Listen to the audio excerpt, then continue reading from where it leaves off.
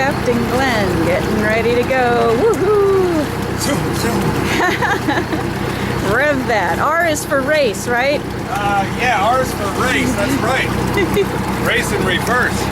I'm going to come out and let the start line go. Yes. All right, we are all loaded up and ready to go. A little overloaded for boxes of stuff, coolers and galley boxes and that sort of thing, but we'll get that figured out before too long. Extra water in the hot river. All right. Our side light's nice and tightly sealed. Glen's bow pudding. I'm not sure we had that on last time I took video. Look at that fine work. Beautiful. There's our number. 6607NT, and that's a WN in front of it for Washington, the old-fashioned way. Alright. Beautiful Point Adams. We're off on an adventure. It is the 23rd of May, 2014. Okay, we're all singled up and ready to go. And we are ready for a 2-week trip. Hopefully we'll make it to Lewiston, Idaho. Alright. We're off.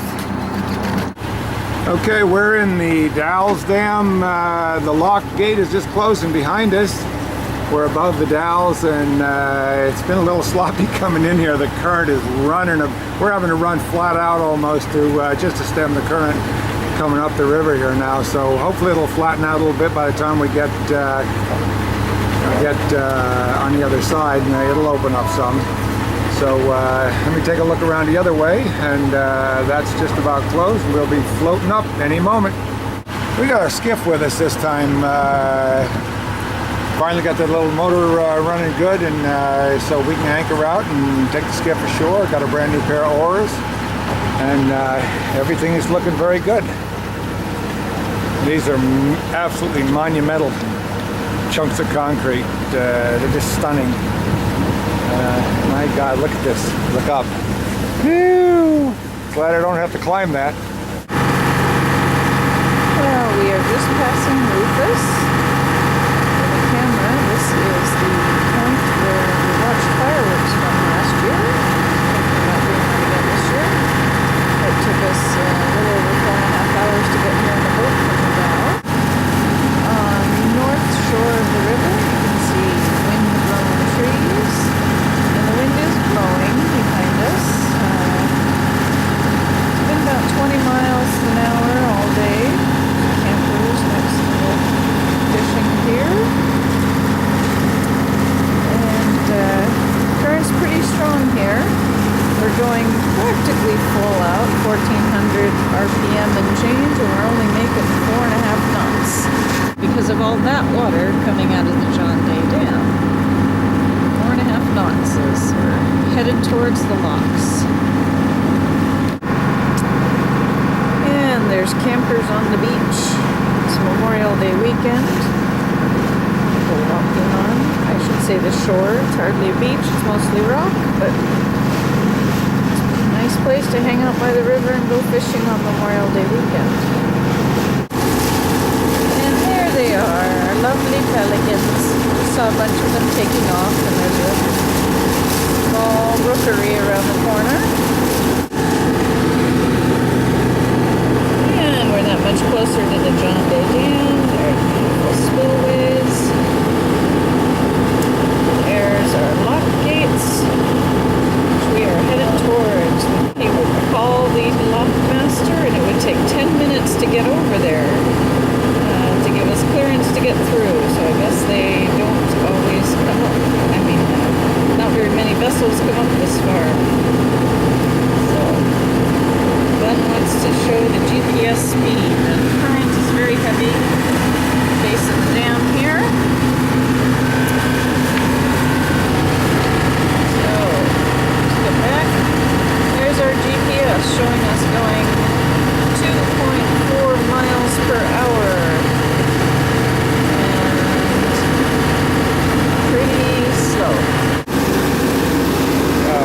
just in the lake above the John Day Dam now. There's the John Day Dam astern of us. It's about 5 o'clock in the afternoon.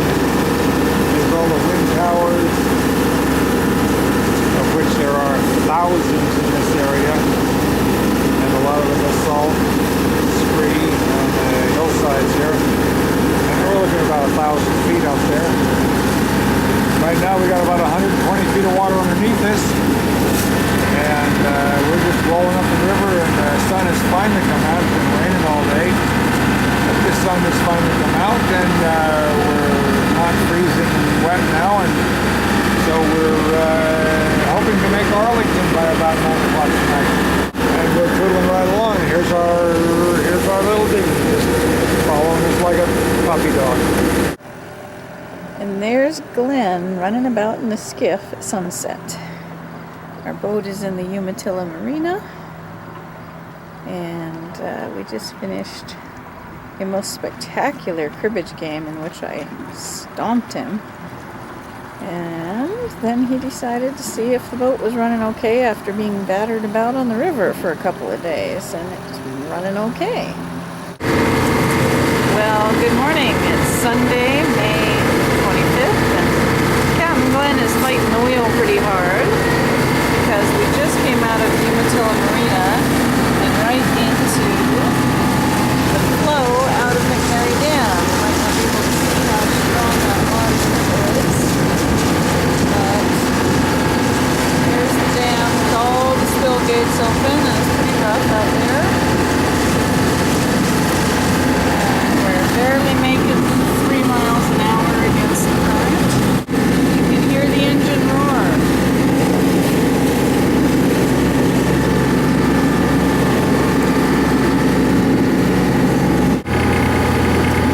So we've just come out of McNary Locks. We are now on Lake Wallula. That was Lake Umatilla below the dam. And we are going to go through Wallula Gap today. We spent a couple of beautiful hours in Wallula Gap this day. For some reason, the voice recording didn't pick up my voice at that time, but I will try to describe here what you're seeing. These are incredible, beautiful basalt cliffs of Wallula Gap with scree slopes. These wonderful lava flows, flow after flow after flow. They're hundreds of feet thick. I highly recommend you look up the history of the Columbia basalts. The Columbia River has cut through these for millions of years and created the Columbia Gorge through these beautiful basalt areas. It's wonderful geology. We really enjoyed our day. We were headed up to Walla Walla, the Walla Walla Marina, where we spent lunch that day. And I think you'll see a few a few minutes of that in the recording later. Oh, there's Glen being silly. But the camera doesn't do justice to this really stunning, stunning landscape.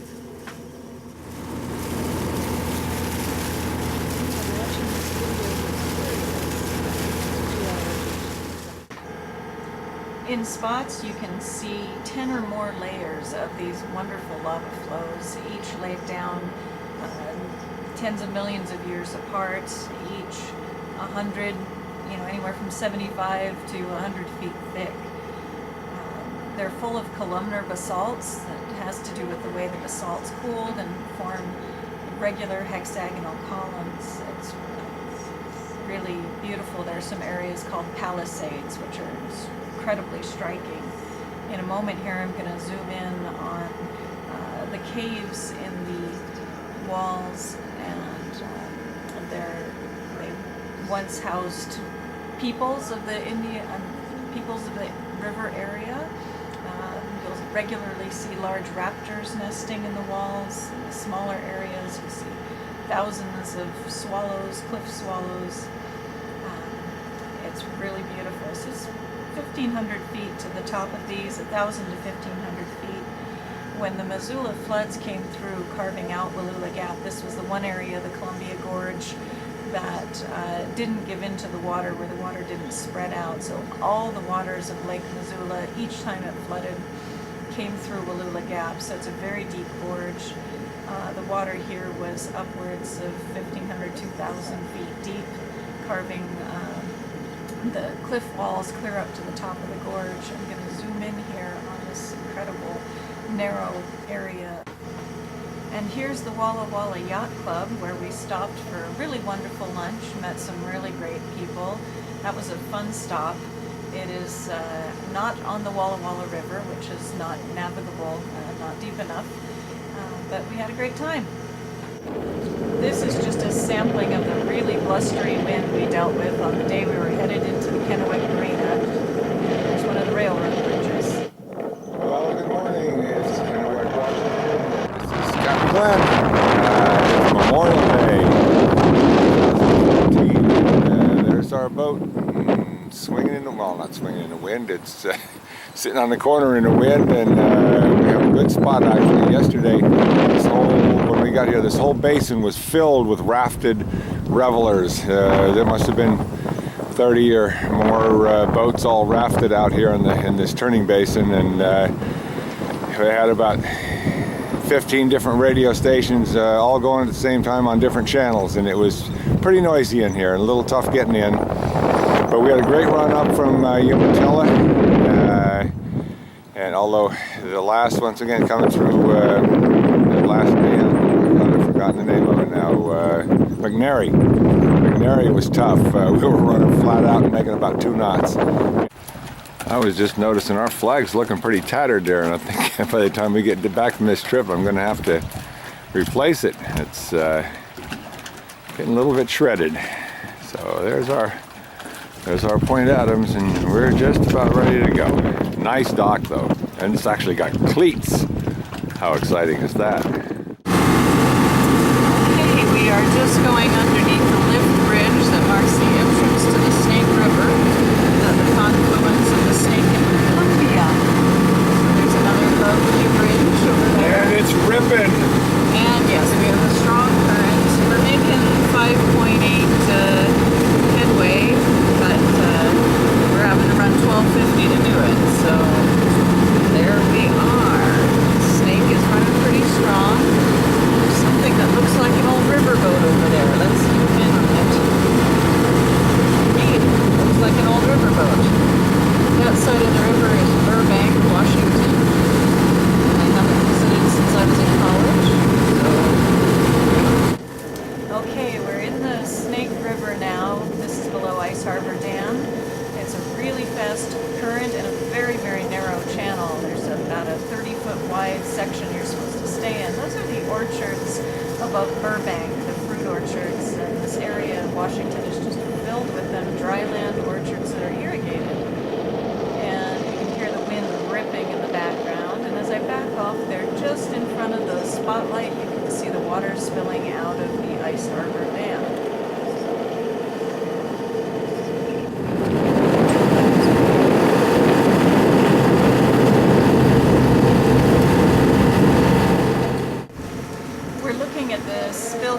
Of Ice Harbor Dam. They're really splashing their incredible spring current, and we were making probably less than 2 miles an hour or 2 knots over the ground.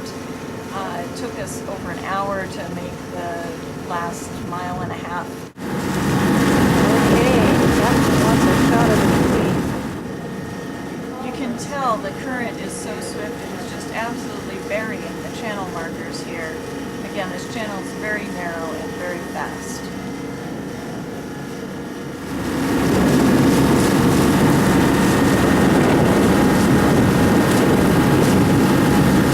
We're at 1400. Did you just crank it up? Yeah. Okay, I heard that humming and I was concerned. Yeah, I just bumped it up to 1400.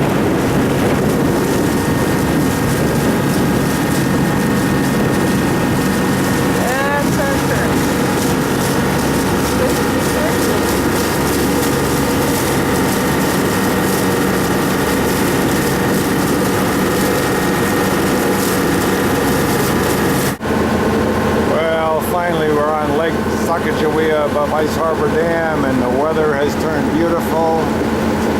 everything is looking wonderful. We're cruising along, and it's just so different than just what we were experiencing earlier, fighting all that current, that edge and run flat out just to give us about a mile and a half an hour to get up the dam. It was very tough. And oh my goodness, there's Naomi. She's sitting up there on the foredeck making phone calls.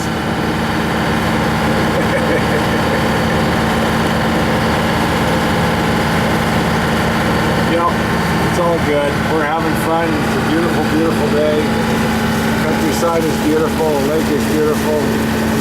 I'm just about to put the top down maybe and put the tiller, emergency tiller in the top of the quadrant there and maybe just stay with the tiller for a while. That'd be cool.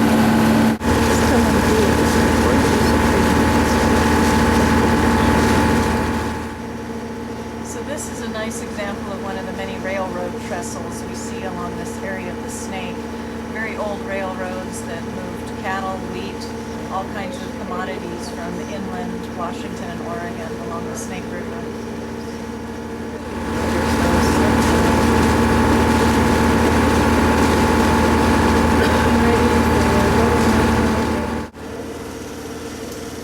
Some people think that this brown landscape is very boring and dull to look at, but I could look at it all day. I think Eastern Washington is incredible. The shadows, the light, the subtlety of colors. We've really enjoyed totally indulging in this for hours on the Snake River.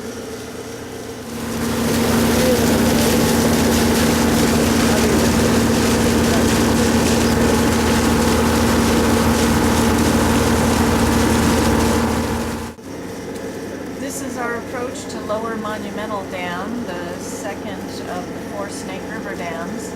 This was the damnedest trip we've ever had. 7 up and 7 down, 14 transits. It's amazing. Still going incredibly slowly.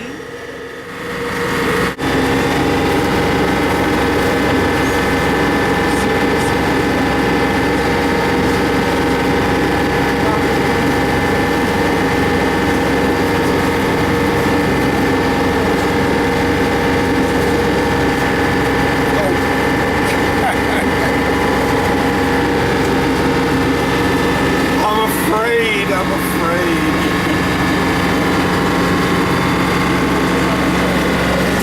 Look, honey, a car. Get a picture of it. Oh my goodness, the car. Oh my God, it's a car. When's the last time we saw one of those?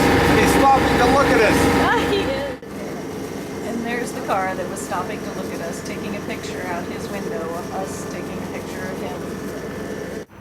This footage is at Little Goose Dam, where we had to wait forever to get through the lock. It was amazing. A doorbell on a dam. Wow.